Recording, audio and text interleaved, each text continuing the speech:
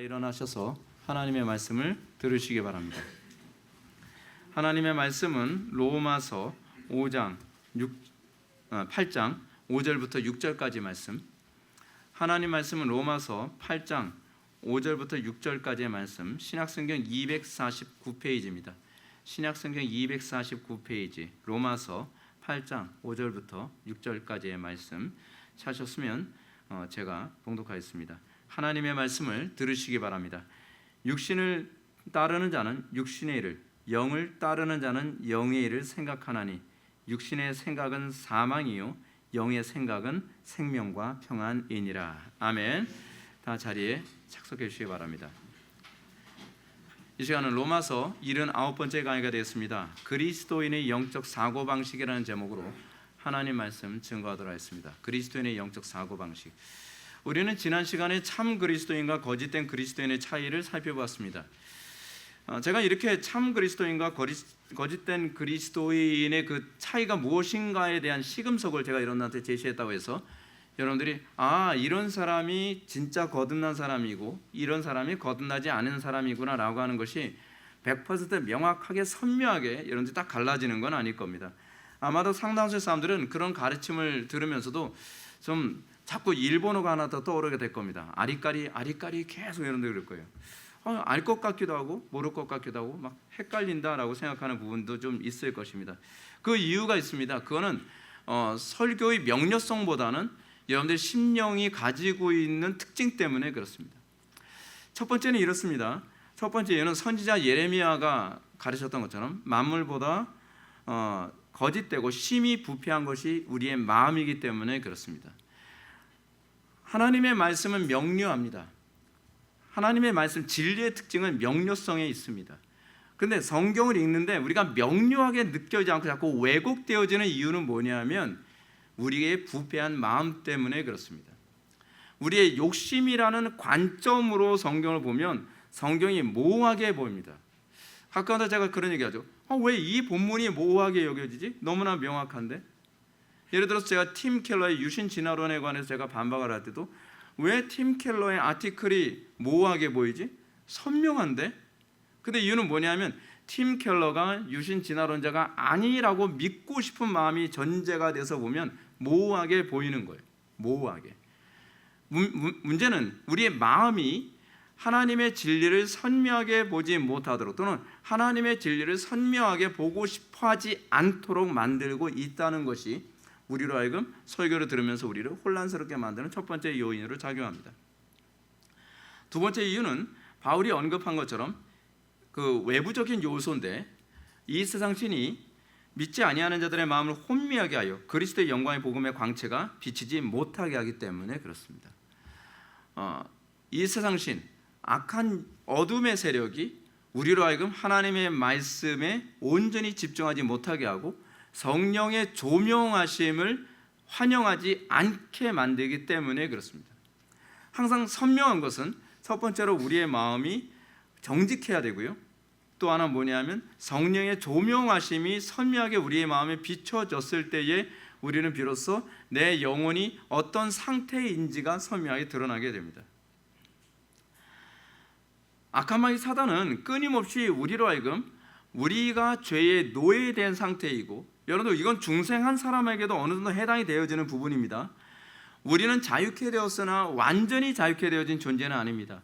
우리는 자유케 되었으나 우리는 끊임없이 자유를 위해서 살아가는 존재입니다. 마치 우리가 독립이 일어나고 난 대한민국이 자유 대한민국이라 한다 할지라도 끊임없이 자유 대한민국은 끊임없이 그 자유는 위협받고 있습니다.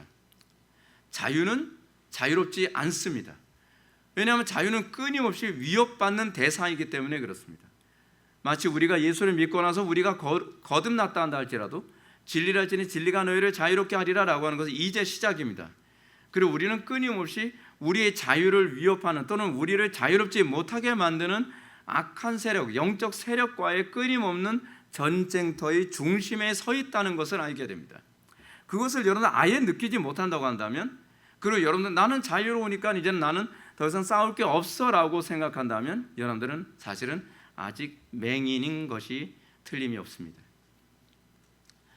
사탄은 우리들한테 끊임없이 우리가 죄의 노예 상태라는 것, 그리고 육신의 노예 상태라는 것을 전혀 눈치채지 못하게 무진장 이랬습니다. 왜냐? 그걸 눈치채게 되면은 독립운동을 시작하기 때문에 그렇습니다. 북한에서 왜 끊임없이 그 북한의 인민들을 계속적으로 거짓과 선동으로 그들의 눈을 어둡게 하겠습니까? 그들이 진리를 알게 되면, 그들이 자유가 무엇인지 알게 된다면, 그리고 그들이 김일성 독재 체제 안에서 노예된 상태라는 것을 알게 된다면 그들은 가만히 있지 않을 것이기 때문에 그렇습니다. 문제는 북한 사람들이 저항하지 않는 이유는 내가 노예라는 것을 의식하지 못하기 때문에 그렇습니다. 우리는 간혹가다 그렇습니다. 불신자들을 보면서 왜 저 사람들은 저렇게 살까? 왜 저 사람들은 저렇게 노예된 상태에서 벗어나려고 하지 않을까? 그 이유는 뭡니까? 그들은 내가 노예라는 걸 알지 못하기 때문에 그렇습니다. 예수님께서 바리새인들이나 사두개인들한테 그렇게 말씀하시지 않습니까? 너희들이 노예다 라고 얘기하니까 우리는 한 번도 노예된 적이 없거든. 우리는 종된 적이 없어. 둘로스, 이 노예라는 개념입니다. 우리는 한 번도 종된 적이 없어 라고 얘기하는데 예수님은 아니, 그건 너희들이 몰라서 그래. 너희들은 노예야. 무슨 노예죠? 죄의 노예이고 그리고 육신의 노예인 거죠. 근데 바리새인들이나 사두개인들이나 율법자들은 그걸 모릅니다. 하나님께서 우리를 구원하신 말씀, 여러분들은 아마 그럴 겁니다. 왜 목사님은 이렇게 정말 불편하게 우리가 구원받은 존재라고 이렇게 확신을 주는 쪽으로 가는 것이 아니라 오히려 내가 구원받지 않은 존재일 수도 있다라고 하는 것을 더 명확하게 하려고 이토록 애를 쓰실까? 여러분들 이해가 안 되죠? 어떤 분이 저보고 그럽니다. 목사님은 왜 확신을 주시는 것이 아니라 왜 확신을 자꾸 무너뜨리십니까? 확신을 무너뜨리는 것이 아니라 우리의 자신의 정체성을 알기 전에는 우리는 결코 자유를 열망하지 않을 것이기 때문에 그렇습니다. 하나님께서 우리에게 구원을 주시는 첫 번째는 뭐냐면 내가 노예라는 걸 알게 하는 겁니다. 내가 어떤 상태인지 아는 것입니다. 내가 어떤 상태인지 모르는 사람이 자유를 열망할 수 없습니다. 마치 이거와 똑같습니다. 우리는 그리스도의 아름다움을 알기 이전에 하나님께서는 나의 추함을 먼저 알게 하십니다. 그리스도 아름다움 아무리 얘기해도요, 사람들은 그리스도 아름다움을 열망하지 않습니다. 근데 내 상태의 추함과 더러움과 심각성을 알게 될 때에 우리는 그 다음에 하나님께서 먼저 그걸 보여주세요. 내가 얼마나 비참한 상태에 있는가, 내가 얼마나 비참한 노예 상태에 있는가를 알게 하십니다. 그리고 난 다음에 하나님께서는 우리로 하여금 그리스도 안에 있는 그 아름다움과 그 자유로움을 보게 하십니다. 그리고 우리는 주의 이름을 부르게 되고 그러면서 우리는 구원을 얻게 됩니다. 이 과정 없이 구원받는 건 가짜입니다. 하나님께서 먼저 우리를 낮추시고 하나님께서 우리의 비참함을 먼저 깨달아 알게 하십니다. 그래서 여러분들이 우리 교회 와서 설교를 들을 때 굉장히 힘든 것이 뭐냐면 왜 사람을 이렇게 비참하게 만듭니까? 라고 하는 거죠. 그 비참함을 알기 전에는 여러분들은 결코 그리스도를 붙잡으려고 하지 않기 때문에 그렇습니다. 여러분 그렇지 않나요? 제가 요즘에 많이 느끼는 부분이 그렇습니다. 제가 제 나쁜 습관을 고치려고 할 때 첫 번째는 뭐냐? 그것이 그 습관이 나쁘다는 것을 알기 전에는 습관을 고치려 하지 않는다는 사실입니다. 하나님께서 먼저 하시는 것이 작업은 항상 그거였어요. 저한테 넌 이 부분이 문제가 많아, 넌 이 부분이 너무 보기에 흉해 라고 하는 걸 먼저 보여주세요. 근데 이걸 보여주시기 전에는 그 아름다움을 볼 때에 그것을 열망하게 되지 않습니다. 왠지 아세요? 사람의 착시 현상인데 내가 저렇게 살고 있다고 착각을 하고 있기 때문에 그래요. 우리가 그렇게 보게 되어지면 아름다움을 아무리 많이 봐도, 그래서 이런 현상이 나타납니다. 왜 교회 안에서 인간의 타락과 죄에 대한 얘기를 먼저 얘기하지 않고 그리스도의 아름다움만을 얘기하는데 왜 회심이 안 일어나는가? 그 이유는 뭐냐면 사람들이 이미 나는 그리스도의 아름다움에 참여한 존재라고 자꾸 생각하게 만들기 때문에 그렇습니다. 그래서 자기는 다 완성한 것처럼 생각하죠. 난 지금 저렇게 저 정도로 거룩한데 뭐, 난 이 정도로 거룩한데 뭐. 근데 아무도 인정하지 않거든요. 근데 자기 자신만은 자꾸 그 착시 안에서 살아가는 거예요. 왜요? 교회 자꾸 그렇게 얘기하니까. 당신은 거룩합니다. 당신은 다 됐습니다. 이 정도면 됐습니다. 그렇지 않습니다. 제 자신의 문제점을 알게 되면 디테일한 부분 하나하나까지 다 고치고 싶어지기 시작을 합니다. 제가 여러분 어떤가요? 이제 음악을 전공한 사람들이 성악을 한다고 했을 때, 성악을 할 때 가장 첫 번째 하는 게 뭡니까? 자기 목소리 듣는 법을 배우지 않습니까? 자기 목소리를 객관적으로 듣는 법을 배우기 전에는 자기 목소리를 아름답게 만드는 데에 참여할 수가 없습니다. 여러분들 성가대에서 성가대 찬양할 때 이렇게 많이 하거든요. 이렇게 멋있어요. 엔다 그 뭐죠? 보디가드처럼 보이려고 이런 게 아니라 내 소리를 듣고 싶어서 그런 거거든요. 근데 내가 소리를 낼 때 내가 음이 안 떨어진다고 생각을 하는 거예요. 근데 지휘자가 막 지휘하면서 그래요. 자꾸 이러거든요. 그럼 멋있으려 저러나? 그런 게 아니죠. 자꾸 음이 떨어지니까 올리라는 겁니다. 음이 떨어진다. 근데 나는 음이 떨어진다고 생각을 안 하는 거예요. 왜냐하면 내 기준이 나는 이미 저기에 맞춰졌다고 착각하고 있기 때문에 그런 거죠. 자꾸 객관적으로 들으려고 하는 거예요. 내가 음이 떨어지고 있구나. 음이 떨어지고 있구나라고 하게 되면 그 다음에 나타나는 현상이 뭐냐면 피아노 음에 귀를 기울이기 시작을 합니다. 근데 내가 내 음이 떨어졌다고 생각하지 않으면 피아노 음에 별로 귀를 기울여야 될 이유가 없어요. 스탠다드거든요. 피아노는 그 스탠다드에 귀를 기울이면서 점점 내 목소리, 내 음이 피아노에 정확히 맞춰가는 쪽으로 가게 되는 거예요. 맞춰가는 쪽으로. 내가 하나님의 형상으로부터 너무 멀리 떨어졌다는 것을 알기 시작을 하잖아요. 그러면 하나씩 하나씩 고쳐가기 위해서 어디에 집중하기 시작하냐면 그리스도에게 집중하기 시작을 합니다. 그 그리스도에게 집중하기 시작을 하면 점점 내 모습이 그쪽으로 닮아가죠. 그래서 여러분들이 변화되고 있는가 변화되고 있지 않는가를 제가 보는 이유가 뭐냐면 변화되지 않는 이유는 그리스도를 바라보고 있지 않기 때문에 그렇습니다. 그리스도를 바라봐야 될 이유를 아직 잘 모르는 겁니다. 너희 배부른 자여 화 있을진저. 배가 부른 거죠. 낮은 자여 화 있을진저. 그렇죠? 이 부분에 관해서 끊임없이 저는 제 걸음걸이에 대해서 굉장히 열등감이 심했거든요. 왜냐하면 친구들이 제가 중학교 때 걸음걸이가 이상하대요. 걸음걸이가 뭐가 이상하다는 거지? 근데 그 얘기를 듣고 드디어 이제 그 길거리 지나가면서 큰 유리에 비칠 때마다 제 걸음걸이를 봅니다. 이상하네. 앞으로 걸 때도 이상하네. 그럼 걸음걸이를 이제 바꾸려고 하는데 그 다음에 가지고 있는 고민이 뭐였냐면 그러면 누구 걸음걸이가 옳은 거지? 스탠다드를 찾기 시작을 하는 거예요. 그래서 제가 이렇게 생각을 했습니다. 그럼 영화에 나오는 주인공의 걸음걸이를 흉내내면 되겠구나. 왜냐하면 영화에 나오는 주인공의 걸음걸이는 틀림없이 감독이나 다른 사람들 봤을 때 가장 스탠다드한 그런 걸음걸이를 그 사람들 주문했을 것이고 그럼 그 사람은 훈련을 했을 것이고 그래서 영화를 그렇게 찍었다고 생각하면 그걸 보는 거죠. 그래서 처음에는 겉모양을 자꾸 흉내를 냅니다. 겉모양을 흉내내는데 흉내가 잘 안 되는 영역이 있습니다. 그러면 그 다음에는 좀 더 디테일을 찾기 시작하는데 그건 뭐냐면 근육 사용하는 법에 대해서 좀 더 신경을 쓰기 시작합니다. 어떻게 저런 걸음이 나오지? 왜 나는 저 걸음이 안 나오는 거지? 허벅지 근육을 사용하는 문제가 있나? 종아리 근육을 사용하는 데 문제가 있나? 그래서 대퇴근 사용하는 데 문제가 있나? 그렇지 않으면 이 코 근육을 사용하는 데 문제가 있나? 그런 부분을 유심히 보기 시작합니다. 근육 동작까지.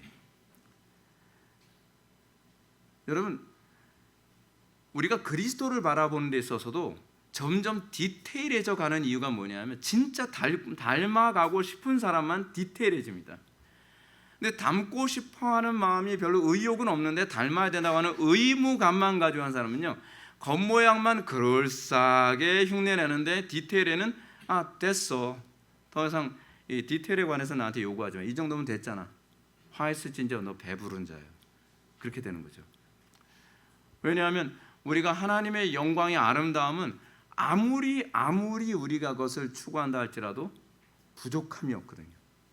더 온전한 걸 추구하게 됩니다.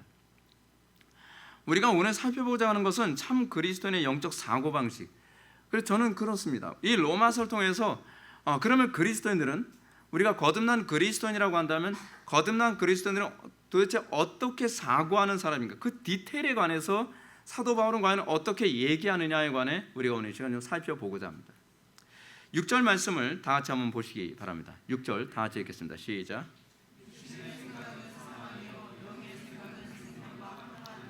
아멘. 그래서 우리가 무엇보다 육신과 대조를 이루는 영이 실제적으로 무엇을 의미하는지 이해하고 넘어가야만 합니다. 이 부분이 먼저 시작입니다. 왜냐하면 여기서 영이라고 번역되어진 이 단어를 어떻게 해석해야 될 것인가가 여기서부터가 문제입니다. 우리나라 한글 성경은 성령도 영이라고 이렇게 번역을 했고요. 그리고 중생한 새로운 영적 원리를 의미한다고 했을 때 그냥 영으로 번역을 했습니다. 왜냐하면 헬라어 본문이 자체가 그러니까요. 헬라어 본문이 원문에서 그냥 푸뉴마로 이렇게 되어 있습니다. 그래서 영어 성경도 이걸 어떻게 번역을 했냐면 그냥 구분 없이, 그러니까 성령이라는 의미에서도 푸뉴마고요. 그리고 중생한 새로운 영적 원리를 얘기할 때도 푸뉴마입니다. 그러다 보니까 영어 성경서 스피릿으로 그냥 그렇게 번역을 했죠. 근데 공동 번역은 그렇게 번역을 하지 않았습니다. 공동 번역은 이 단어를 성령의 이 부분에 있어서 좀 이따 이 부분을 어떻게 해석했냐면 중생을 통하여 새롭게 된 영이라고 하는 그런 방식으로 해석을 했습니다. 자, 근데 여기서 이 단어를 잠깐만요. 그게 아니라 공동 번역도 성령으로 이렇게 번역을 했네요. 자, 그리고 로이 존스 목사님도 로마서 강의에서 이 부분을 성령으로 번역하는, 오늘 본문에 나오는 이 영이라고 하는 부분을 성령으로 번역하는 것이 옳다라고 주장을 합니다. 상당수 학자들도 이 부분을 성령으로 번역하는 것이 옳다고 이렇게 주장을 하죠. 근데 최근에 나온 여러 가지 주석들을 보면 아니라고 이렇게 보는 입장입니다.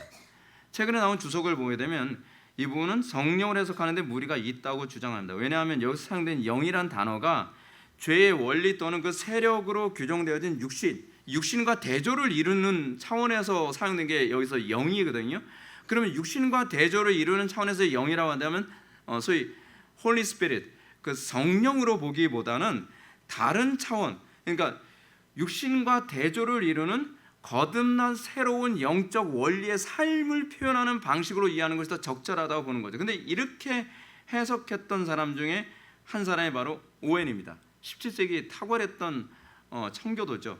청교도 신학자 존 오웬은 이 부분을 성령으로 해석을 하지 않고요. 성령으로 말미암아 거듭난 모든 자들 속에 작용하는 영적 생명의 원리를 가리키는 것이다 라고 이렇게 주장을 합니다. 저는 이 주장, 두 개의 주장 중에서 저는 죄송하지만 로이드 존스의 주장을 따라하기보다는 오웬의 주장이 더 적절하다고 저는 그렇게 봅니다. 제가 아무리 봐도 저는 그게 옳다고 생각을 합니다. 오웬의 이런 주장은 것은 방금 제가 얘기했던 것처럼 그것이 그 본질과 그 활동과 성향과 작용해서 육신과 정반대가 되기 때문이다라고 하는 차원에서 서로 이제 공감을 하죠. 그래서 저는 오웬의 주장이 훨씬 타당하다고 생각을 하고요. 그래서 오늘 본문에 나오는 영은 홀리 스피릿으로서의 그 성령이 아니라 성령에 의하여서 새롭게 심겨진 영적 생명의 원리로서의 거듭난 성품, 거듭난 삶의 원리, 자유케 되어진 삶의 원리로서 보는 것이 적절하다고 생각합니다. 따라서 저는 영의 생각은 생명과 평안이니라 했을 때 이 영의 생각은 성령의 생각이 아니라고 저는 생각을 합니다. 성령의 생각이 아니라 성령으로 거듭난 그리스도인의 생각은 생명과 평안이니라라고 이렇게 해석하는 것이 옳다는 거죠. 그러니까 이 본문을 이렇게 해석하게 됐을 때 오웬의 책 중에 영적 사고방식이라는 책이 있거든요. 영적 사고방식이 사실 여기에 기반을 해서 두꺼운 책이 이제 나오게 됩니다. 그러니까 그리스도인의 영적 사고방식의 핵심의 키는 바로 이것입니다. 우리가 중생한다고 했을 때 중생한 자들은 어떻게 안 믿는 사람들과 사고방식이 다른가? 어떻게 구별되어지는가? 우리가 거듭났다면 우리는 어떤 식으로 사고하는 작용이 내 속에 들어와서 나를 움직이는가를 우리는 관심 가져야만 합니다. 이는 5절에서 영을 따르는 자는 영의 일을 생각하나니라고 하는 말씀을 이해하는 데까지 도움을 줍니다. 따라서 우리가 이 말씀을 이해하기 위해 사용된 생각이라는 단어의 의미가 무엇인지 또 한번 생각해 봐야만 합니다. 그래서 생각으로 번역된 헬라어 프로네오라고 하는 이 단어는 이게 괜히 흥미로운 게 뭐냐면 행동을 유발하는 습관적 사고의 성향입니다. 생각은 행동을 유발합니다. 그러니까 관념이라는 개념이 아닙니다. 여기서 사용되어진 생각이라고 하는 것은 어떤 행동을 유발하게 만든 동기입니다. 그래서 킹제임스 성경에서는 골로새서 3장 2절에서 이 부분을 동일하게 사용된 프로네오에 해당하는 구절을 위의 것을 생각하고 라고 이렇게 합니다. 위의 것을 생각하는 건 뭘 하는 거죠? 그 생각이 거룩한 삶을 유발하게 만드는 거죠. 위의 것을 생각하고, 골로새서 3장 2절 말씀, 그래서 set your affection on things above라고, 위의 것에 애착을 품으라라고 이렇게 번역을 하고 있습니다. 위의 것에 애착을 품으라. 왜요? 우리가 위의 것에 애착을 품는다는 것은 우리가 그것을 소유하고 그렇게 살고 싶을 때 나타나는 현상이거든요. 예를 들어서 우리가 특정한 어떤 음식에 대해서 애착심을 품는다는 건 감사하기 위해서 애착심을 품지 않거든요. 그렇잖아요. 먹고 싶을 때 애착심을 갖게 되는 거죠. 우리가 특정한 어떤 사람의 행동에 애착심을 품는다는 건 감사하기 위해서가 아니라 그 행동을 내 것으로 만들고 싶을 때 우리는 애착심을 갖게 되는 거죠. 그렇죠? 그래서 여기서 지금 바울이 얘기하는 것은 영의 생각은 생명과 평안이라. 그러니까 영적 사고방식의 특징, 거듭난 성도의 사고방식은 하늘의 것에 대한 애착심으로 나오고, 그 애착심으로 하여금 우리로 하여금 생명과 평안을 낳게 만든다는 겁니다. 우리가 생명과 평안을 낳지 못하는 이유는 뭐냐면 우리의 생각이 하늘의 것에 대한 애착심이 없기 때문에 그렇다라고 얘기하는 것이기도 하죠. 그래서 생명과 평안을 동반하는 영의 생각이란 어떤 상태를 말하는지 어느 정도 여러분들 공감이 이제 감이 잡힐 것입니다. 그것은 하나님에 대한 추구나 거룩에 대한 열망이 자신의 의지와 관계없이 본능처럼 하늘의 것에 대한 애착심, 거룩함에 대한 애착심, 주님을 더 닮고 싶은 것에 대한 애착심, 그것에 대한 매력, 그 즐거움, 그것이 우리의 마음을 사로잡은 상태를 얘기하는 것입니다. 이건 단순히 지적 호기심으로 성경을 읽거나 지적 호기심으로 교리를 배우는 것과는 굉장히 다릅니다. 제가 누누이 말씀드리죠. 지적 호기심을 가지고 교리를 배우는 사람은 그것이 삶하고 아무 관계가 없습니다. 왜냐하면 적용하는 데 관심이 없으니까요. 그러니까 교리는 수도 없이 배우는데 어떻게 살아야 되는지 몰라요. 왜요? 애착심이 없거든요. 궁극적으로 교리를 추구하는 궁극적 애착심이 어디 있는 겁니까? 마치 이거죠. 총을 쏘는데 애착심이 있는 것이 아니라 관역을 맞추는데 애착심이 있는 거죠.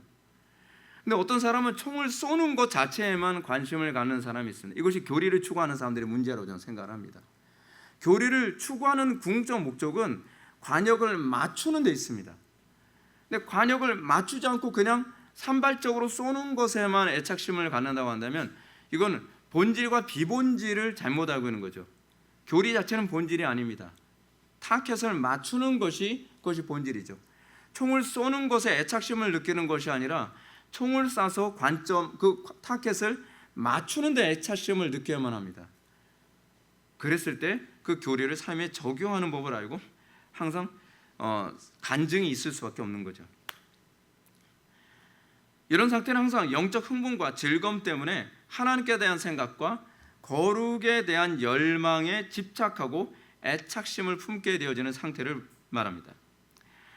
육신을 따르는 사람들이 마치 습관처럼 자기도 모르게 쾌락에 애착심을 품거나 성공에 애착심을 품거나 명예와 행복 또는 풍요로움에 애착심을 품게 되어지는 것과 굉장히 흡사합니다. 우리가 예수를 믿고 난 다음에 우리가 갖게 되어지는 애착심은 이제는 이것에 대한 옛것에 대한 애착심은 점점 사라져가고 거룩함과 영적인 것에 대한 애착심을 갖게 됨으로써 행위가 따라오게 되는 거죠. 행위는 따라오는 겁니다. 행위는 소위 요즘 종교통합자들이나 그렇지 않으면 로마 가톨릭에서 얘기하는 것처럼 행위 자체가 목적이 아닙니다. 중생한 그리스도인들에게 나타나는 영적 의욕도 지속적이고 무의식적으로 나타납니다. 이런 사고의 태도를 오해는 영적으로 생각이 돌아가는 것이라고 이렇게 표현합니다. 중생한 그리스도인들에게 나타나는 영적 사고는 그 사고 자체가 의지와 노력에 의한 결과가 아니라 하나님의 신적 수동에 의해서 나타나는 것이고, 그리고 우리의 본성에서 추구하는 애착심이 우리를 이끌어간 행동입니다. 그렇기 때문에 중생한 그리스도인들은 그의 관심과 사고가 자신도 모르는 사이에 육신의 일보다는 영의 일로 자꾸 기울어집니다. 근데 중생하지 않은 사람들은 영의 일보다는 육신의 일로 자꾸 기울어져요. 이 균형이 그렇게 잘 잡혀지지가 않습니다.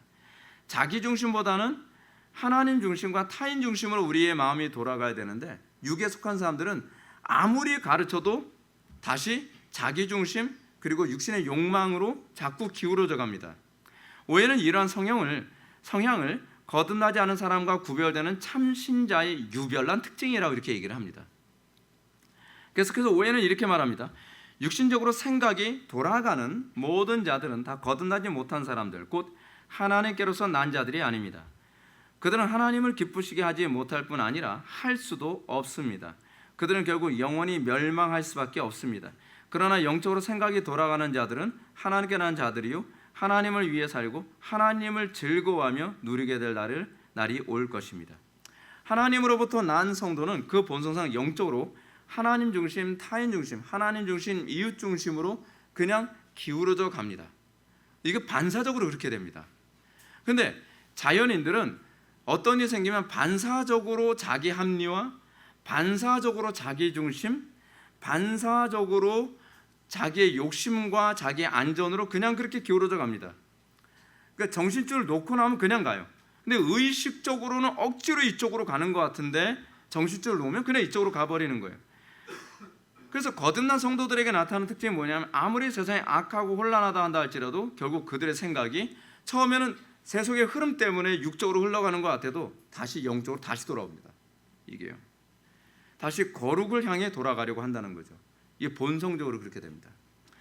이것을 이해하기 위해 저는 두 가지 예를 들겠습니다. 첫째 예는 교회 안에 철저하게 성경의 가르침을 받고 교리 훈련을 받으나 중세하지 못한 교인입니다. 아무리 훈련을 받아도 결국은 어떤 걸 결정할 때는 육적인 방식으로 결정을 해요. 아무리 훈련을 해도 결국 분별을 한다고 하면서도 항상 육적인 방식으로, 육신의 유익으로, 그리고 육신의 욕망으로 자기 감정에 충실하게 어쩔 수 없어요. 왜냐하면 내 관점에서 아무리 봐도 그렇게 보이니까. 아무리 봐도요. 그러니까 다른 사람들이 얘기하는 것과 같이 갈 수가 없어요. 그들은 아무리 성경의 가르침과 경건의 훈련을 했다 한다 할지라도 인본주의적이고 세속적인 가르침에 나타나면 금세 그 가르침의 매력을 느끼고 현혹되어 육신으로 돌아갑니다. 근데 이것이 어떤 식으로도 나타나냐면, 우리 주변에 다른 사람들이 여러분들 마음속에 어떤 것을 얘기할 때 금방 옳다고 생각했던 것이 그쪽으로 기울어지는 것 되게 흡사합니다. 광야에서 그런 일이 굉장히 많이 생겼죠. 이스라엘 백성들에게 그렇게 율법에 대해서 많이 배우고 하나님의 영광을 받고 하나님의 임재를 받음에도 불구하고 불평하는 사람들이 말하면 곧바로 다 기울어져 갑니다. 곧바로요. 왜냐하면 그들의 본성이 안 바뀌었기 때문에 그렇습니다. 아무리 여러분 하나님의 임재를 봐도 소용없고요, 하나님의 음성을 들어도 소용이 없습니다. 본성 자체가 그쪽으로 들어갑니다. 이 사람들은 틀림없이 중생하지 못한 교인들입니다. 그들은 아무리 많은 성경의 가르침을 배우고 경건의 훈련을 받을지라도 자신의 영혼의 성향 자체가 육신을 따르기 때문에 본능적으로 육신의 본능에 많은 인본주의적인 교육에 그냥 넘어갑니다. 여러분 이게 되게 심각한 문제입니다.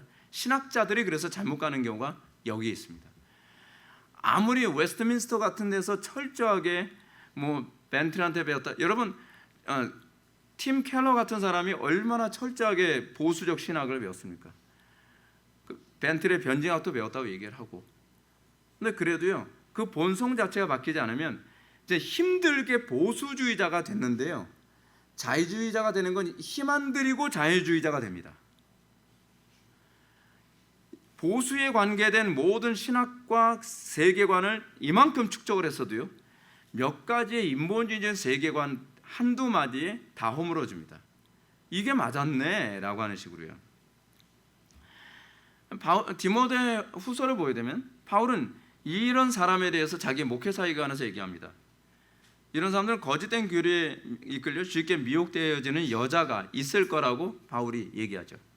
그들은 이 여자들의 특징을 바울이 뭐라고 얘기합니까? 항상 배우나 끝내 진리의 지식에 이를 수 없느니라. 아무리 배워도 그 타락한 본성을 거역할 수 없는 거예요. 아무리 배워도. 이게 마치 뭐가 똑같냐면, 여러분 호랑이한테 계속 풀만 먹였다고 칩시다. 그래서 호랑이한테 풀만 먹여가지고서 이제 결코 이렇게 다른 짐승을 받으니 물어뜯고 싶은 마음이 안 생기는 거예요. 근데 그러다가 어느 날 어떻게 하다가 호랑이가 피가 뚝뚝 떨어지는 고기를 한 점을 딱 먹었어요. 먹음과 동시에 눈빛이 핏빛으로 바뀌는 겁니다. 그 사육사를 물어뜯어 죽여버리죠. 아무리 5년 10년을 풀을 먹였어도 소용이 없습니다. 자연인들이 똑같습니다. 자연인들은 아무리 하나님의 말씀을 그렇게 가르쳤어도 소위 자기의 본성에 맞는 고기, 피가 뚝뚝 떨어지는 고기 한 점을 딱 먹으면 그때 한순간에 돌아버리게 되는 거죠. 항상 배우나 끝내 진리의 지식에 이를 수가 없는 겁니다. 왜냐하면 이 여자들은 영혼의 성향이 육신에 따르기 때문입니다. 지식이 본성의 성향을 거역할 수 없습니다. 지식이 본성을 바꾸지 못해요. 아무리 성경이 진리를 배우고 논리를 배우고 훈련을 시킨다 할지라도 육신의 본성이 한순간에 끌려갑니다. 그러므로 요한은 이런 사람들의 특징을 지식의 문제로 다루지 않고 어디서 다루냐면 공동체의 교통과 하나됨의 여부로 진단을 하라고 가르치고 있습니다. 바울은 그렇게 가르칩니다. 요한에서 2장 19절 보면 그들이 우리에게서 나갔으나 우리에게 속하지 아니하였나니 만일 우리에게 속하였더라면 우리와 함께 거하렸으려니와 그들이 나간 것은 다 우리에게 속하지 아니함을 나타내려 함이라. 사도신경에서도 어떤 걸 우리에게 고백을 요구하고 있습니까? 성도가 서로 교통하심을 믿사오며, 교통하심이 일어나지 않는다고 한다면 내 영혼의 성향의 문제를 찾아야만 합니다. 나는 과연 누구하고 어떤 사람하고 교통이 잘 이루어지는가? 나는 야수하고 교통이 잘 이루어지는가? 아니면 초식 동물들하고 교통이 잘 이루어지는가? 내가 교통이 이루어지는 그 대상이 바로 나라는 것이죠. 그렇지 않습니까? 결코 양이 늑대나 이리하고 교통이 이루어질 수 없고 늑대나 이리가 양하고 교통이 이루어질 수 없는 것과 같습니다. 하나님께로부터 난 성도들이 이런 사람들과 어떤 차이를 보여주는지 두 번째 예를 들어보겠습니다. 어떤 자매님이 있었습니다. 실제로 제가 사역하면서 전도사 생활하면서 제가 뵀던 분인데, 이 자매님은 천주교 신자입니다. 근데 천주교 신자인데 어떻게 하다 보니까 결혼을 하다 보니까 천주교 신자가 된 겁니다. 남편을 따라서 남편 집안이 몇 대째 천주교를 믿는 그런 집안이에요. 그런 집으로 간 거죠. 별 문제가 없었던 걸로 생각했던 거죠. 근데 천주교를 믿는 가운데서 성경을 읽다가 회심했는지 어떤지 모르겠어요. 근데 이분은 성당에 가서 그렇게 교리성성 많이 배우고 신부한테 그렇게 교육 많이 듣고 그리고 끊임없이 성체성사도 하고 그런다고 하는데 천주교에 도무지 마음이 가지 않은 거예요. 미치겠대요. 그래서 애들 데리고 어쩔 수 없이 시댁에 다 그러니까 애들 데리고 성당 가서 미사를 하고 나면 또 애들 데리고 와서 교회로 옵니다. 제가 전도사 사역하는 교회로요. 그러면서 애들 주일학교 애들 그 예배에 참석하게 만들고 그리고 제 설교를 듣기 위해서 오는 거예요. 그 엄마가. 그래서 저한테 그 고백을 합니다. 너무 힘들다고, 미쳐버릴 것 같다고요. 그건 또 다른 차원의 영적 본능이죠. 그리스도인들이, 그러니까 비그리스도인들이 마치 이런 것 똑같죠. 아까 제가 야수를 얘기하는데 호랑이와 같은 야수에게 아무리 풀을 먹여도 핏물 뚝뚝 떨어지는 고기 한 점 먹음과 동시에 다시 야수로 돌아가는 것처럼 양에게 아무리 고기를 먹여도요 풀을 먹기 시작을 하면 이게 내가 먹어야 될 양식이구나라는 걸 알게 되는 것과 같습니다. 이 안에서 교통이 일어나요. 먹는 것 안에서. 여러분들 왜 성경에서 보면 소위 식탁 공동체라는 얘기가 나오잖아요. 식탁 공동체라고 하는 개념이 나오는 이유가 무엇이냐면 먹는 양식을 통해서 친구가 된다는 개념이거든요. 그러니까 예를 든다면 그렇잖아요. 여러분 우리끼리 먹는데 편식한다고 그건 문제 삼지 마세요. 그 얘기는 아닙니다. 문제는 이거죠. 야수들과 같은 음식을 먹을 수 없는 것처럼 양들과 야수들이 같은 음식을 먹을 수 없는 거죠. 그래서 공동체를 형성하는 겁니다. 바꿔서 얘기하면 이방인들과 유대인들이 같은 음식을 먹을 수가 없어요. 이방인들은 애굽의 음식으로 코이노니아를 하는 사람들이고 그리스도인들은 하늘의 만나를 통해서 코이노니아하는 사람들이죠. 그래서 누구와 같이 식탁을 했느냐가 이방인이냐 유대인이냐를 규정하는 이유가 그런 개념도 거기에 포함되어집니다. 자, 이것이 바로 베드로후서에서 나오는 롯의 영적 사고 방식이기도 합니다. 여기서 베드로는 롯의 영적 사고 방식을 무법한 자의 음란한 행실을 인하여 고통하는 의로운 롯이라고 얘기를 합니다. 롯은 당시 사람들에게 무법함과 음란함이 합법이었음에도 불구하고 무감각하거나 동화될 수 없었음을 얘기합니다. 여러분, 요즘에 상당수 교회가요, 비성경적이고 음란하고 그리고 불법적이고 광신적인 것들에 사람들이 쉽게 동화되는 것 많이 보지 않습니까? 왜 그럴까요? 간단합니다. 본성에 맞기 때문에 그렇습니다. 본성에 맞기 때문에. 정상적인 그리스도인들은 그것이 아무리 문화화됐다 한다 할지라도, 아무리 한국교회 전체가 다 그런다 한다 할지라도요, 본성에 안 맞으면 같이 갈 수가 없습니다. 근데 같이 가는데 저는 문제가 없다는 거예요. 그럼 본성에 맞는다는 거죠. 롯은 어떻습니까? 당시 사람들에게 무법함과 음란함이 합법이었음에도 불구하고 어땠다고요? 무감각해질 수 없었습니다. 제발 좀 나도 무감각해졌으면 좋겠어. 나도 여기에 동화될 수 있었으면 좋겠어. 왜냐하면 사람들한테 자꾸 손가락질 받고 자꾸 왕따 되니까. 이것은 육신을 따르는 사람들에게만 해당되는 겁니다. 왜냐하면 육신을 따르는 사람들의 영적 사고방식에 이것이 부합되기 때문에 그렇습니다. 그런데 문제가 이거죠. 상당수의 기독교인들이 뭘 고민하죠? 사회생활에서 어떻게 적응할까? 왜 적응할까를 고민합니까? 왜 우리 아이들이 저렇게 세속적인 아이들과 학교에서 동화가 못 되는 것 때문에 왜 안타까워하죠? 왜 교회에서는 아이들이 학교에 가서 아이들에게 어떻게 적응할 수 있고 동화될 수 있을까를 왜 그거에 고민을 하죠? 성경은 어떻게 세상에 동화되고 적응할 것인가를 가르친 적이 없거든요. 어떻게 구별될 것인가, 어떻게 그 가운데서 그리스도인다운 삶을 살 것인가를 고민하라고 가르치고 있거든요.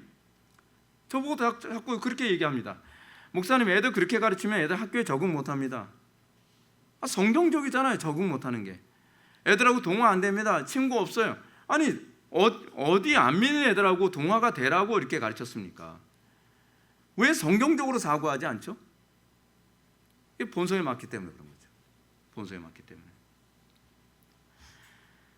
영을 따르는 자는 하나님의 말씀에 대해 일종의 절대적 영적 고정관념이 있습니다. 아무리 세상에 악해지고 불법과 죄악이 합법화되어도 그것이 문화화된다 할지라도 따를 수가 없습니다.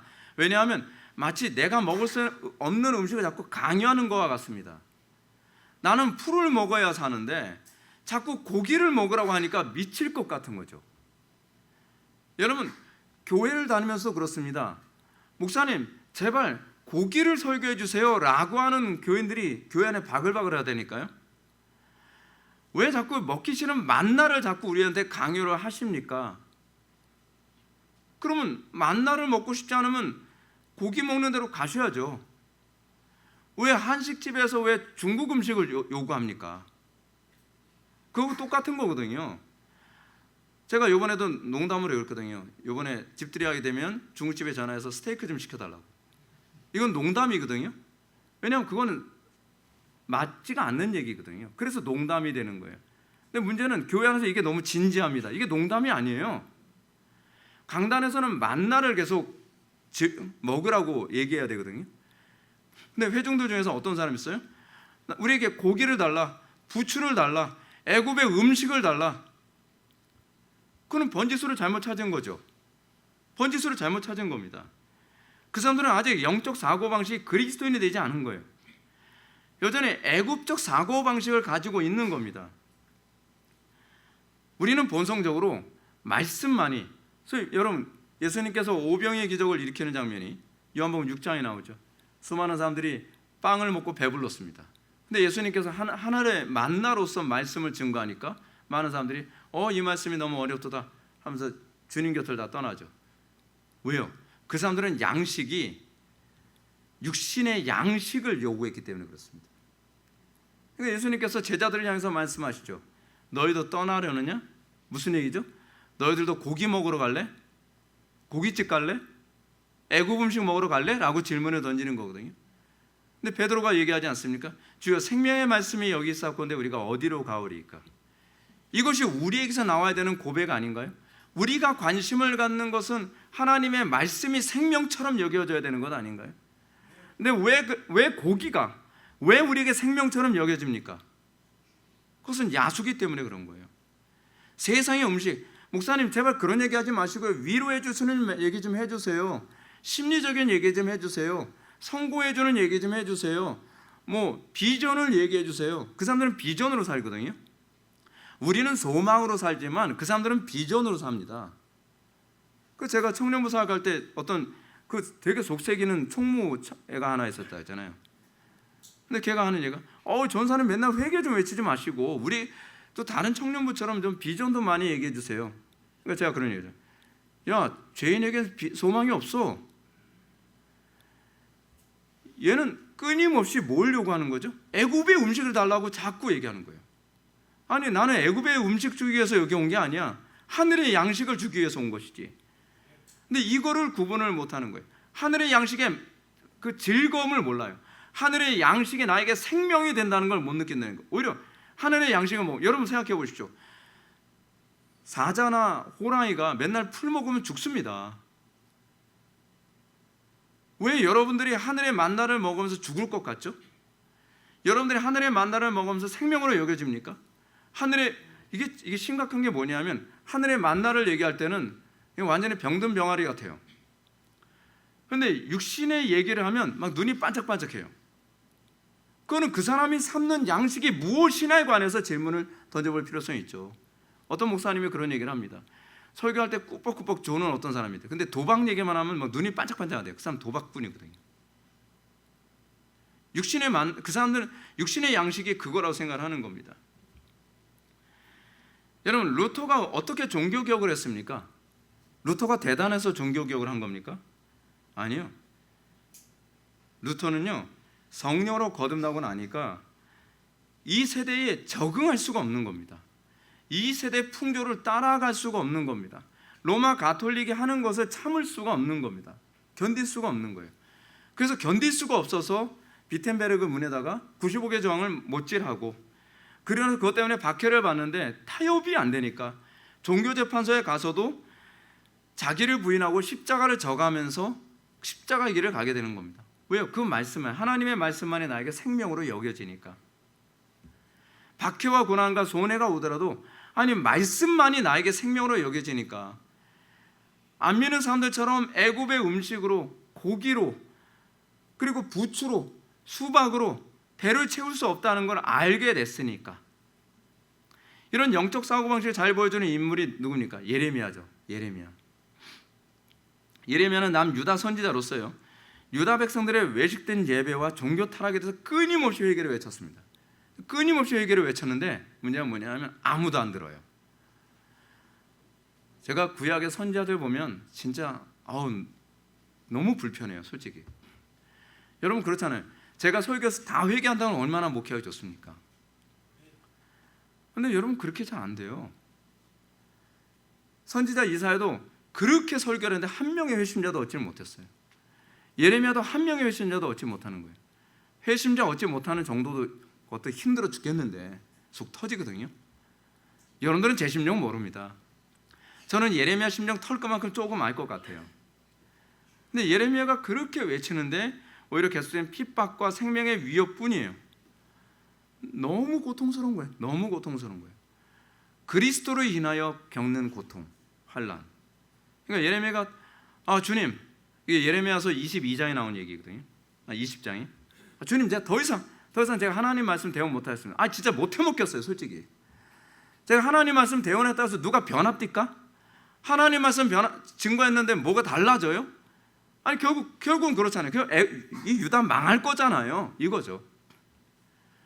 아니 제가 이렇게 입 바른 소리 하나님 말씀 대언했다고 해서 누가 거듭나나요? 누가 바뀌나요? 안 바뀌잖아요. 나 이제 말씀 증거 안 해요.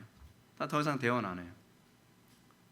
근데 제가 이 심정을 20년 동안에 얼마나 많이 느꼈니 모릅니다.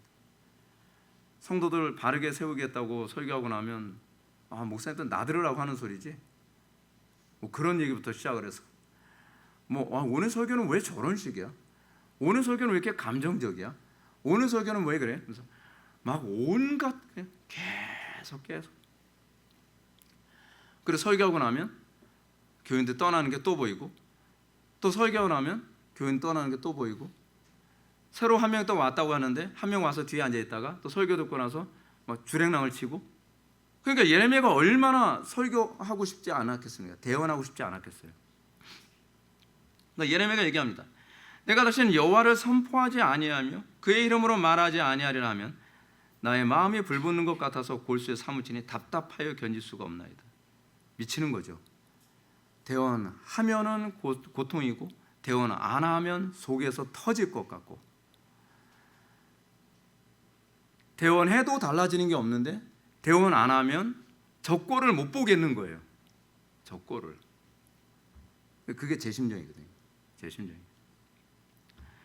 이는 마치 살아있는 식물을 창가에 놔두면 그 모든 잎이 태양을 향해 돌아가는 것 같습니다. 그렇잖아요. 우리 목양시에도 식물이 있는데 식물을 딱 놔두면 자꾸 태양 쪽으로 기울어져 가요. 자꾸. 제가 개를 보면서 묵상을 하죠. 내 심정이 이렇다. 내 심정이 이렇다. 설교자로 부름받은 게 영광스러운 건 인정하겠는데 설교자로 부름받은 게 얼마나 고통스럽고 힘든지 모릅니다. 근데 그게 하나님께서 우리에게 주신 영적 사고방식이 그러니까 타협이 안 돼요. 타협이. 사람들 귀에 달콤한 얘기 해주면 더 많은 사람들이 모이고, 사람들 귀에 달콤한 얘기 해주면 사람들이 더 저를 좋아해주고, 사람들 달콤하게 얘기해주면 더 좋은데 아무리 얘기해도 영적으로 또 잠들고, 아무리 얘기해도 또 옛날 그 모양이고 그 모양이고. 여러분, 그 모양이 그 모양인데 그렇게 설교를 20년을 할 수 있다는 건 은혜가 아니면 불가능합니다. 진짜 때려치고 싶습니다. 근데 하나님께서 그 마음으로 계속 붙잡아 주시는 것이죠. 붙잡아 주시는 거예요. 그러면 A.W. 토저는 스스로 십자가를 지는 것이 바로 참된 성도의 특징이라고 얘기합니다. 자신에게 손해가 되고 치명적인 결과를 초래한다는 것을 알면서 하나님의 뜻이기 때문에 고난과 어려움을 자발적으로 선택하는 것.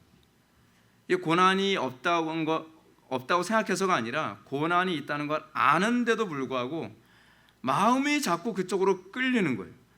마음이 그렇게 살지 않으면 답답해서 견딜 수가 없는 거예요. 마치 이거 같죠. 여러분, 쿠어바디스라고 하는 영화 여러분 아십니까?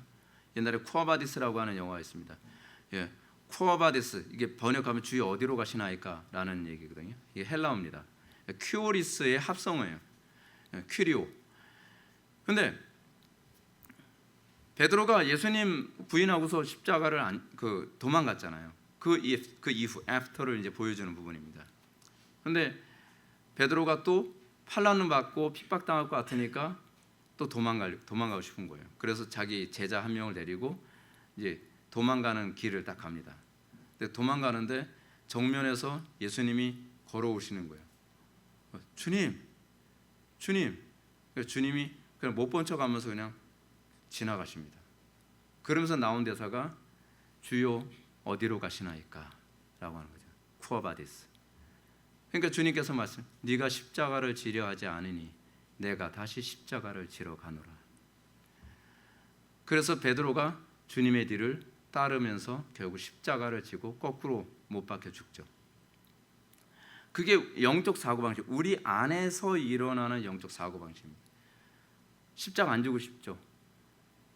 더 이상 말하고 싶지 않죠. 말하면 또 문제 생기고, 또 하나님 말씀대로 순종하면 또 어려움 생기고. 근데 우리의 영적 사고방식은 다시 십자가 지는 쪽으로 다시 가게 만드는 겁니다. 사랑하는 성도 여러분, 우리에겐 과연 이런 영적 사고방식이 나타납니까? 자신에게 손해가 되고 고난이 따르는 것을 뻔히 알면서 외면하기보다 십자가를 자발적으로 선택하게 되는 본성, 이거 여러분들 발견됩니까? 예수 믿고 나서 여러분들에게 이런 현상이 나타납니까? 하나님 나라가 파괴되고 있고 진리가 철저히 유린당하고 있는데 아이고 저건 목사들이 틀림없고 아이고 교인들이 어쩌고저쩌고 막 비판하고 부정적인 얘기하는데, 그러면 너는? And you? 그럼 뭐라 그래? 아이 나는 뭐 재능도 없고 나는 뭐 어쩌고저쩌고. 아니 왜 당신은 십자가를 지러 가지 않지? 아니 십자가를 안 지겠다는 것이 아니라 내가 하기에는 내가 뭐 부족 재능도 없고. 그럼 말을 마라. 근데 말을 더 많이 해요. 이게 꼭 뭐하고 똑같냐면 링에서 막 열심히 피 터지게 막 훈련해가지고서 막 상대방 막 싸우고 있는데, 그래서 야 레프트 훅, 거기서 훅을 때려야지 뭐. 얼마나 속 터집니까?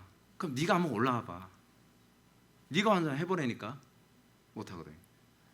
하나님 나라가 유린당하고 있고 하나님의 이름에 모독을 당하고 있고 막 팀 켈러 같은 사람이 나와가지고서 유신진화론 얘기하고 있고 와 속에서 막 불 붙는 듯 하지 않습니까? 불 붙는 듯. 제가 속이 터지는 거죠. 아니 저렇게 많은 사람들이 팀 켈러의 영향을 받아가지고서 유신진화론 막 지금 어느 유튜브 사이 노골적으로 팀 켈러의 유신진화론 가지고서 막 사람들이 얘기하거든요. 봐라, 팀 켈러도 유신진화론 인정하지 않냐? 많은 사람들 다 유신진화로 이끄는 그런 유튜브 채널이 있어요. 그런 거 보면은 화가 안 납니까? 막 화만 내고 끝나요? 주여 어떻게 했으면 좋겠습니까? 어떻게 해야 되겠습니까? 제가 재능이 돼서 제가 칼럼 쓴 거 아니거든요. 누군가 해야 되는데 아무도 안 하니까 저도 안 하고 싶더라고요, 솔직히. 왜냐하면 피곤하거든요. 그리고 시간도 없고 하기에도 지식도 많이 딸리고 외면하고 싶은 거예요. 근데 마음이 불붙는 듯해서 견딜 수가 없는 거예요. 불붙는 듯해서. 그래서 또 키보드 워리어가 돼가는 거죠. 다시 모니터 앞에 키보드를 치기 시작합니다. 여러분, 여러분들 마음속에 하나님의 나라와 영광 위에 헌신하기 위해서 칼을 가는 부분이 있습니까? 내가 하나님 나라와 영광에서 그래 내가 이 부분을 내가 훈련해서 이렇게 쓰임 받아야지. 이 부분을 훈련해서 이렇게 내 영광 때문이 아니에요. 내가 세상에서 더 많이 출세하고 세상에서 더 영광 받고 남들 보기에 똑똑해 보이고 남들보다 재능이 있어 보이는 존재로 박수를 받고 찬양받기 위해서가 아닙니다. 다른 사람 날 몰라줘도 좋아요. 그리고 내가 이 길을 걷는다는 것이 나에게 고통이고 손해고 어려운 건 알아요. 근데 내가 하나님의 이름이 모독당하는 거 참을 수가 없고 교회가 이렇게 무너지고 있는 거 내가 참을 수가 없고 그리고 많은 영혼들이 저렇게 어려움 당하는 거 내가 참을 수가 없어서 주님, 내가 비록 골리앗과 비교했을 때 아주 초라하고 키도 작고 전투 훈련도 안 됐지만 주님, 제가 이 물맷돌 던지는 거 하나 명수입니다. 이거라도 써주십시오. 우리에게 그런 마음이 있냔 말이에요. 우리에게 그런 불붙는 듯 하는 어떤 영적 고정관념, 그런 영적 부담감, 그것이 우리의 마음을 사로잡고 그래서 그 사로잡음이 나의 인생의 방향을 이렇게 움직이고 있는 그 흔적을 여러분들이 그 궤적을 볼 수 있냔 말이에요.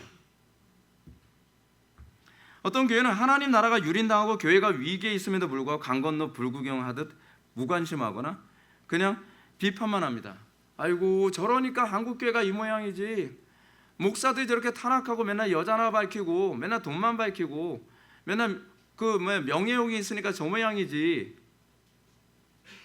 근데 본인은 여러분 제가 여러분들한테 이런 말씀드리고 싶어요. 목사들이 얼마나 외로운지 아십니까? 목사들이 얼마나 그 괴로운지 아십니까? 물론 모든 목사님이 다 그렇지는 않겠죠. 저는 요즘에 매스컴 안에서 목회자들의 어떤 그런 비리 같은 거 많이 터지죠. 문제 있다고 생각합니다. 그러면서도 그런 생각도 합니다. 누가 장담할 수 있겠나? 그리고 과연 비판하는 우리는 과연 깨끗할 수 있겠는가? 근데 우리는 비판을 너무 잘합니다. 그 자리에서 나는 그렇게 살 수 있을까? 우리 그리스도인들이 십자가를 지는 그 길을 걸어가는 것은요, 의무감이 아닙니다. 십자가를 져야 하기 때문이 아닙니다. 그렇게 여러분 십자가 지려고 하지 마십시오. 그렇게 해서 지는 게 아닙니다. 그건 십자가가 아닙니다. 우리가 그렇게 하는 것은 뭐냐면 하나님 나라와 교회의 현실에 대해서 가슴이 아프기 때문에 그 사랑 때문입니다. 그것이 우리라면 내가 어떤 십자가를 져야 될 것인가를 계속 고민하는데 그게 머릿속에서 떠나질 않는 거예요. 계속 머릿속에서 맴도는 거예요. 내가 십자가를 져야 돼. 제가 여러분한테 그런 얘기 하잖아요. 임진왜란이 일어난 그 상황에서 이순신 장군이 바다를 보면서 저 바다가 내 피를 요구한다. 우리에게서 그런 콜링을 느끼냔 말이에요. 예레미야 표현처럼 나의 마음이 불붙는 것 같아서 골수에 사무치니 답답하여 견딜 수 없나이다. 이런 마음 가지고 있는 사람들하고 대화를 나누면 그때 막 속이 좀 열리는 것 같아요. 이런 마음 없는 사람하고 대화를 나누면요 더 미쳐버릴 것 같아요. 시대가 교회가 그리고 세상이 어두운데 아무 감각이 없는 거예요. 에이, 그건 뭐 정치가들이 잘못하는 거 어떻게 해? 에이, 뭐 목회자들이 다 타락해서 그런 걸 어떻게 해? 신학이 그러네 어떻게 해? 가슴 아프지 않나요? 답답하지 않나요? 아니 뭐 가슴이 아프지. 립서비스인지 립싱크인지 모르겠어요. 제가 요즘에 느끼는 답답함이 겁니다. 하나님 나라의 이런 어두움에 관해서 얘기해도 그거에 대해서 정말 가슴 아파서 내가 이걸 위해서 어떻게 헌신할 것인가, 어떻게 내가 쓰임받기, 내 보잘것없는 하나라도 하나님께 어떻게 드릴 수 없을까라는 그런 아픔을 가진 사람들 만나기가 너무 힘들다는 거죠. 그리스도인들의 영적 사고방식의 특징은 여기서 끝나지 않습니다. 그들에겐 반드시 생명과 평안이라는 열매를 맺게 되어 있습니다. 그리스도인의 영적 사고방식, 내 마음에 불붙는 것 같아서 골수에 사무치니 답답하여 견딜 수 없느니라로 끝나는 것이 아니라 그 다음에 뭐예요? 생명과 평안이라는 열매를 맺는 쪽으로 가게 되어 있다는 겁니다. 영의 생각은 생명과 평안이니라. 영의 생각으로서의 가슴이 불붙는 듯 하는 것에서 스탑! 거기서 멈추는 것이 아니라 어디로 가요? 생명과 평안으로 가게 되어 있다는 겁니다. 바로 십자가의 삶이 맺는 핵심적인 열매입니다. 하나님의 나라와 영광, 이웃과의 관계에서의 생명과 평안, 그것으로 우리의 삶의 열매를 맺게 되는 거죠. 한국교회의 아픔을 보면서 건설적인 비판할 수 있습니다. 목회자들의 타락을 보면서 건설적인 비판할 수 있습니다. 교리적인 문제점에 대해서, 그리고 변질에 대해서, 종교 통합에 대해서 건설적인 비판할 수 있습니다. 근데 거기서 스톱 하는 것이 아니라 그 다음에 어디로 가죠? 생명과 평안으로 가는 거죠. 여기서 진짜 그리스도인과 아닌가가 선명하게 갈라집니다. 우리는 결코 그 마음의 생각이 어떠하면 그 위인도 그러한이라고 하는 잠언서 3장 23장 7절 말씀을 기억해야만 합니다. 생각이 어떠하면 그 위인도 그렇습니다. 생각이 어떠하면 생명과 평안을 맺게 되어 있습니다. 그 열매가 생명과 평안 또는 사망 둘 중에 어느 쪽으로 속하고 있는지를 보아야만 합니다. 우리의 마음속에 불붙는 듯 하는 것이 생명과 평안의 열매를 맺기 위해 부지런히 우리가 움직이고 헌신하고 충성함, 그걸 예수님은 죽도록 충성함이라고 얘기하죠. 죽도록 충성함으로 우리를 가게 만드는가, 아니면 사망으로 우리를 가게 만드는가, 하나님과 관계를 멀게 만들고 이웃과의 관계를 깨부수는 쪽으로 가는가. 자신의 영적 사고방식의 생명과 평안으로 나타나는 사람은 지난 강의에서 제가 언급했던 것처럼 하나님과 이웃과의 관계를 더 돈독하게 하는 쪽으로 가게 됩니다. 그것이 바로 생명과 평안입니다. 그런데 그렇지 않고 오히려 더 하나님과 관계가 멀어지고 더 이웃과의 관계를 깨뜨린 쪽으로 간다면 그건 생명과 평안이 아니죠. 사망으로 가고 있는 겁니다. 그 위인의 생각이 어떠하면 그도 어떠하리라. 자, 그러면 교인들을 보십시오. 성경과 교리에 대한 지식은 점점 늘어나는 것 같은데 더 깊은 사랑과 교제의 관계는 실감하기 어렵습니다. 교회는 더 타락하고 더 어두워집니다. 왜 그렇죠? 아니, 교리는 더 많이 가르쳐지는데, 지식은 흘러 넘치는데 왜 사람들에게 생명과 평안이 아니라 어둠이 점점 가득하죠? 오랜 기간 동안 교회를 출석하고 성경 지식이 늘어났다고 하지만 여전히 자기 감정, 자기 입장에 충실하고 자기중심적입니다. 하나님의 안목에서 말하고 행동하고 헌신할 줄 모르는데 이게 뭔지를 몰라요. 이거에 대한 감각 자체가 없습니다. 하나님과 형제를 위해서 시간과 돈을 사용하는 데 인색합니다. 경건의 행위는 날이 갈수록 점점 더 형식화, 외식화되어 갑니다. 경건의 행위는 있는 것 같아요. 그런데 경건의 능력이 나타나질 않습니다. 왜냐하면 그들의 마음은 항상 자기 편리와 이익과 자기 만족만 향하고 있기 때문에 그렇습니다. 여전히 자기에게만 관심이 다 집중되어 있습니다. 하나님의 일을 한다고 하는 것에도 결국 자기의 영광이 더 집중되어 있습니다. 내가 스포트라이트를 받아야 되고 내 이름이 앞에 나타나야 되고 다른 사람들이 나를 알아줘야 되고 그런 거죠. 이건 생명과 평안이 아닙니다. 이건 사망입니다. 우리는 어떻습니까? 하나님, 나라는 조지 필드의 표현처럼 조지 필드라는 이름은 없어지게 하라. 오직 하나님께만 영광. 우리에게서 그런 마음이 가득합니까? 하나님만 영광 받으시면 됩니다. 하나님의 이름만 높여주면 됩니다. 교회가 살아나면 됩니다. 우리는 과연 이런 영의 생각 때문에 자기를 부인하며 십자가를 스스로 지는 쪽으로 가게 됩니까? 십자가는 우리가 어떻게 하다 보니 우연히 지게 되는 것이 아닙니다. A.W. 토저의 말처럼 십자가를 지려는 사람은 그 결과까지 깊이 생각하고 분명한 결단에 의해서 십자가를 지는 것입니다. 십자가를 지는 사람들은 항상 그의 삶 속에서 이 비용 계산을 하는 것으로 나타나죠. 나 지고 싶지 않은데, 내가 십자가를 지게 되면 어떤 공격이 올지 뻔한데, 내가 만약에 팀 켈러 같은 사람을 공격하게 된다면 어떤 비난이 올지 모르는데, 그 뻔한데, 내가 만약에 이렇게 설교하게 되면 어떤 식으로 또 어려움 당하게 될지 뻔한데, 내가 이렇게 설교하게 되면 또 얼마나 많은 어려움이 올지 뻔한데, 계산 다 됩니다. 목회 오래 하면요 그냥 다 보입니다. 보이는데 미친 사람처럼 그 길을 또 가는 겁니다.